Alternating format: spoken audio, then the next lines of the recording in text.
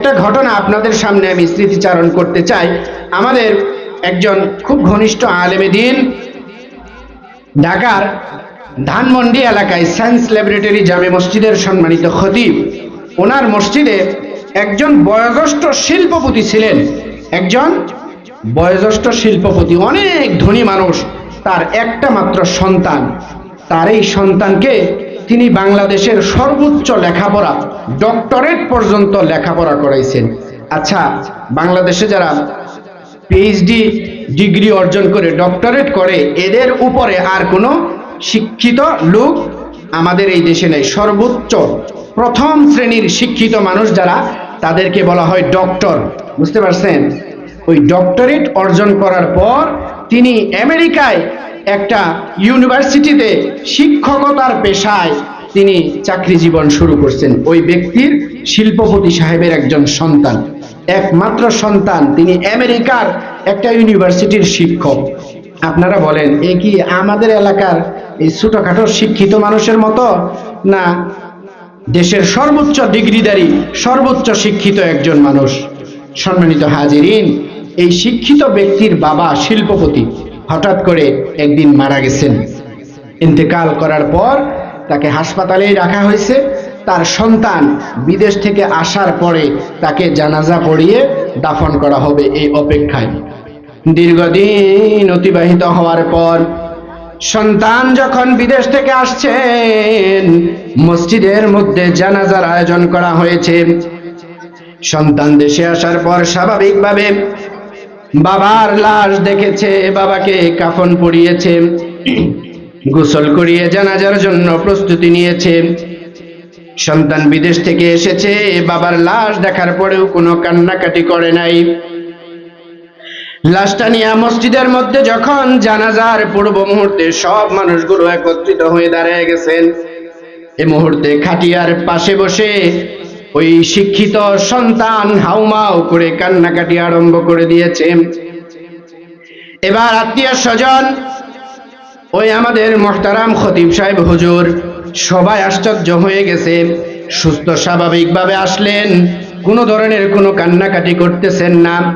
হঠাৎ করে এমন হাউমাউ করে কান্না করতে দেখে জিজ্ঞাসা করলেন, কাছে যে তাকে সান্ত্বনা দিলেন, বাবাজি, অনেকেরই তো বাবা নাই, তারা তো দুনিয়া থেকে চলে গেছে। এই যে আমরা যারা উপস্থিত জানাজায় শরীক হয়েছি, আমাদের মধ্যে অনেকের বাবা নাই, আমরাও বাবা হারা। কেউ সারা জীবন তাদের বাবা দুনিয়ার জমিনে বেঁচে থাকবে না। একটু শান্ত হন, আপনি আর কান্নাকাটি করবেন না। তাকে শত বোঝানোর পরেও তার কান্না থামতেছে না। আত্মীয় স্বজন সবাই, নিকট আত্মীয় যারা ছিল, তারা বলতেছেন, কি হয়ে গেল? আমরাও তো অবাক হয়ে গেলাম। এ সন্তান যখন এয়ারপোর্ট থেকে বাড়িতে এসেছে, আত্মীয় স্বজনকে বুকে জড়িয়ে ওই মুহূর্তে হাউমাউ করে কান্নাকাটি করার কথা। আবার যখন লাশটাকে কাফন পরিয়ে জানাজার জন্য প্রস্তুতি নিয়ে আসতেছিলাম, ওই মুহূর্তে বাবাকে শেষ বিদায় দেওয়ার সময় কান্নাকাটি করার কথা। ওই সময়ও কানলেন না, ধৈর্য ধরলেন। বিদেশ থেকে আসার পরেও ধৈর্য ধরলেন। এখন এই মুহূর্তে জানাজার পূর্ব মুহূর্তে খাটিয়ার পাশে বসে এইভাবে আত্মচিৎকার করে কান্নাকাটি করার কারণটা আমরা বুঝতে পারলাম না। এবার খতিব সাহেব ওই সন্তানটাকে বুকে জড়িয়ে বারবার জিজ্ঞাসা করতেছে, বাবা, কেন তুমি কাঁদতেছ? তোমার কান্নার কারণ কি? এবার ওই সন্তান বলতেছে, আমার বাবাকে আমি প্রশ্ন করতেছি, কিন্তু আমার বাবা তো আমার প্রশ্নের উত্তর দিচ্ছে না। আমার যেই বাবা আমাকে লেখাপড়া করানোর জন্য আমার বাবার জীবন যৌবনকে ত্যাগ করেছেন, অর্থ সম্পদ ব্যয় করেছেন, আমার বাবা মাথার ঘাম পায়ে ফেলে আমাকে প্রতিষ্ঠিত করার জন্য মেহনত করেছেন। সম্মানিত হাজিরিন, দুনিয়ার জমিনে প্রত্যেক বাবাই তাদের সন্তানদের জন্য মাথার ঘাম পায়ে ফেলে পরিশ্রম করে, কথা বলেন ঠিক কিনা? সম্মানিত হাজিরিন, ও মুসলমান ভাইরা, আমার সন্তান বলতেছেন, বাবা আমার জন্য এত কষ্ট করলেন, বাংলাদেশের সর্বোচ্চ ডিগ্রিধারী শিক্ষা আমার জন্য ব্যবস্থা করে দিলেন, সুন্দর জীবন লাইফ লিড করার জন্য আমেরিকার বিশ্ববিদ্যালয়ে আমি চাকরি করতেছি। আমার বাবা আমাকে কত কিছু শিখাইলো।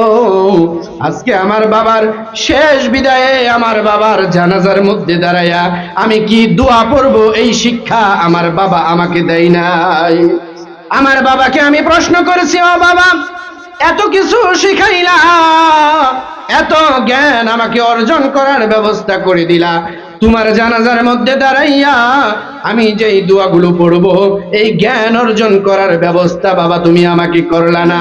আমার বাবাকে আমি বারবার জিজ্ঞাসা করি, কিন্তু আমার বাবা আমার কথার উত্তর দেয় না।